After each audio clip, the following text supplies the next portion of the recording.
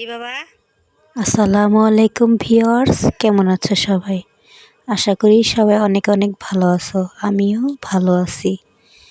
তো আমি এই যে দেখতে পেলে ভিডিও শুরুতে আমার ছেলে দুইটা পুকুরের মধ্যে ইঁদুর দেখতেছিল আর বলতেছিল সাপ দেখতেছি।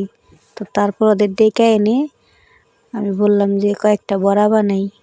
ডাউল বাইটা নিলাম পাটার মধ্যে, তারপর কয়েকটা বড়া বানিয়ে দিলাম। আমার বড় ছেলে খাইলো। তো তোমাদের কাছে একটাই রিকোয়েস্ট, তোমরা যারা আমার ভিডিও দেখবা লাইক কমেন্ট শেয়ার করবা, আর আমার নতুন বন্ধু হলে আমার চ্যানেলটা সাবস্ক্রাইব করে দিবা আর ভিডিও দেখে নিবা।